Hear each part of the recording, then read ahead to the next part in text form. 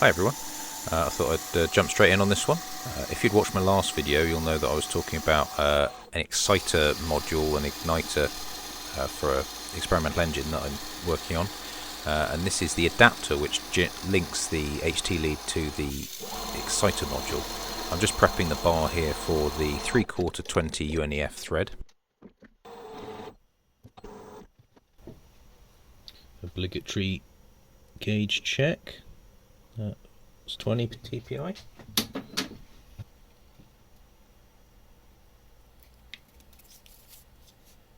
Thanks, Matt.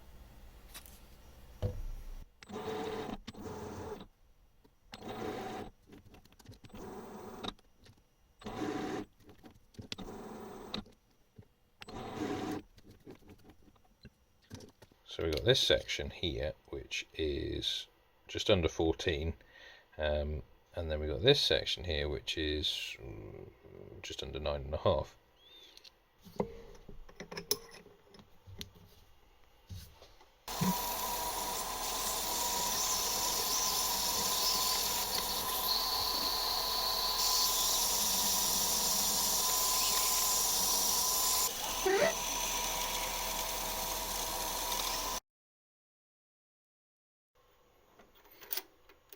There we go.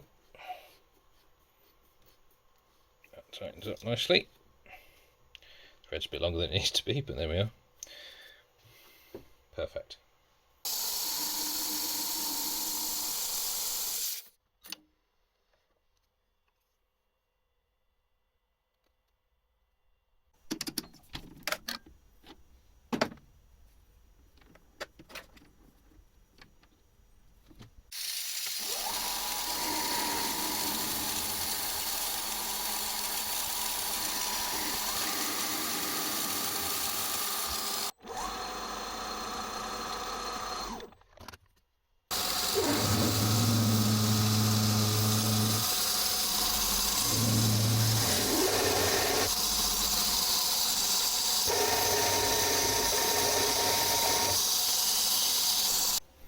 I'm going to be using this homemade reverse internal threading tool.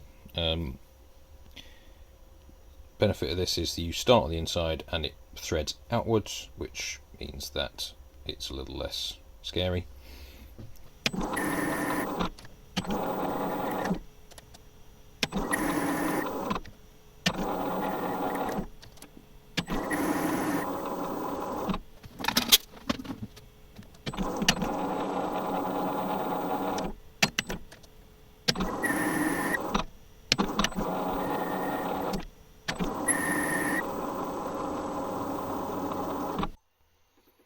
So that's one adapter barrel completed. That screws on to there.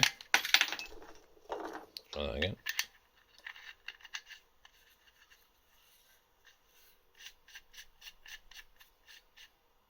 Like that. So what we now need is a insulator sleeve and a contact to go on that pin in there. I've got this little tray of random bits of brass and bronze and all sorts, and I found this little bit of brass which is just slightly larger than the pin, so I'm going to put a slit down it to turn it into a sort of a split contact, and then I'll just squeeze it together a little, and hopefully that'll just be a push fit on the pin.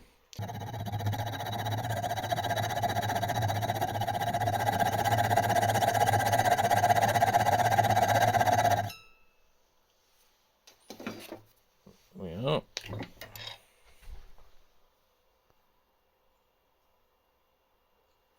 Just tidy that up.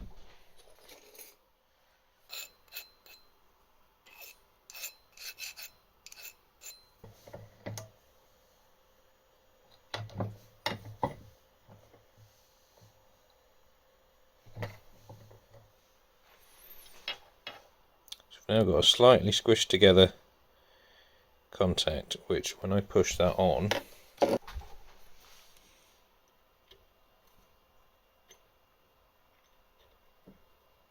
it's a nice sliding contact on there. It's actually gripping fairly well. Pleased with that. So now what we need is a an insulator. Contact will go through here like that, and then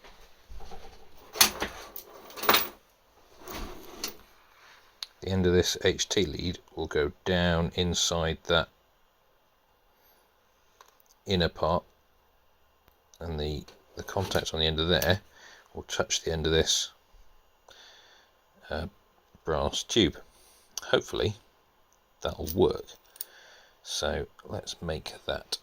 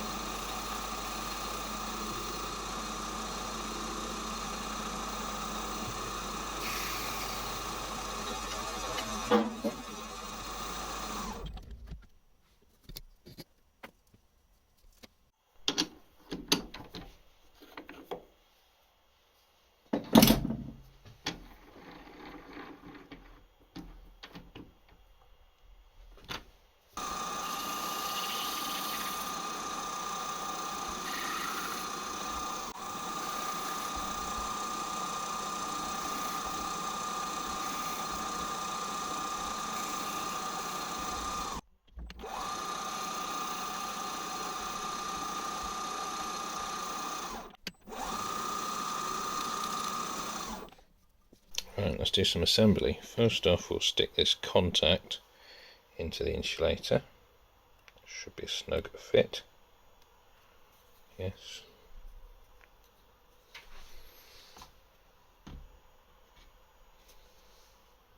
Leave it sticking out ever so slightly there.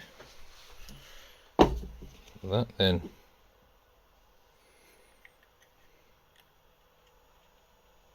plugs on there.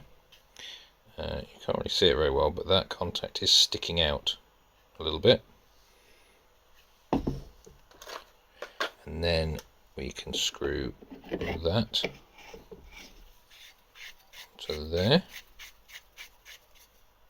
Okay, and finally that depth perception, looking through a camera, that goes in there, and that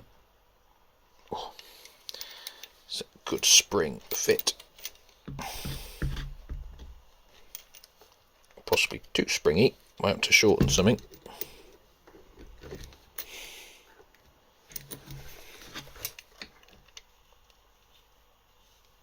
There we go, we're on. There we are.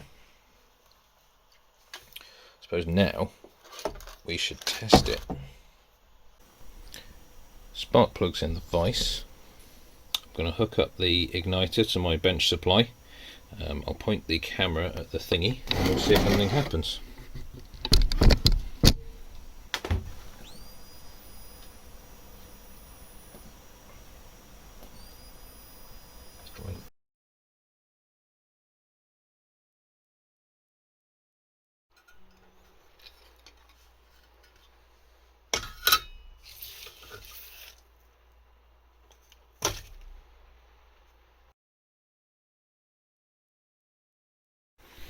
Fortunately, Mr. Amazon has come to the rescue with a small HT module which seems to just about do the job.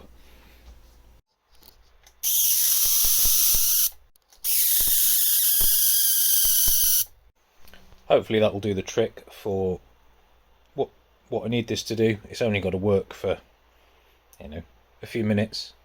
So yeah, the reliability of something like this is not going to be the same as something that's aircraft grade, but I'm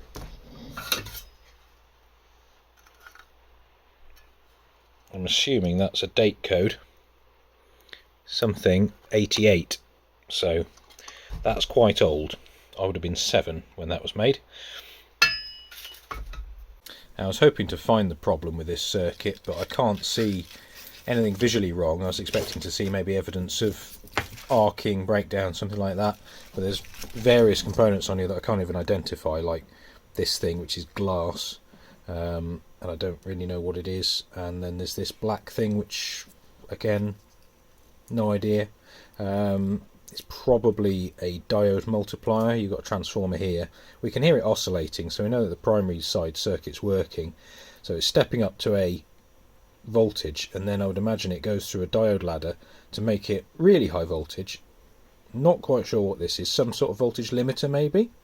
And then there's a capacitor here. Now this is a, you can tell it's a capacitor because it's a, you can see that it's loads and loads of layers wrapped around each other, but I would imagine that may well have dried out, so that might not be working.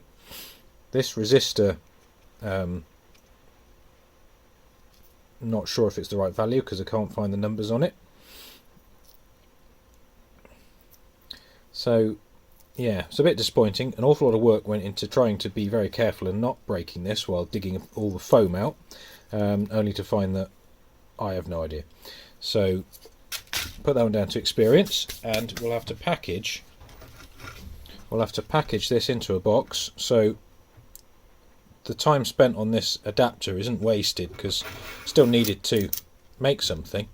I think what I'm going to do though is just make a lock nut to go on here, so I can just clamp this either side of a piece of metal, and then we'll just have this on the outside to attach this to.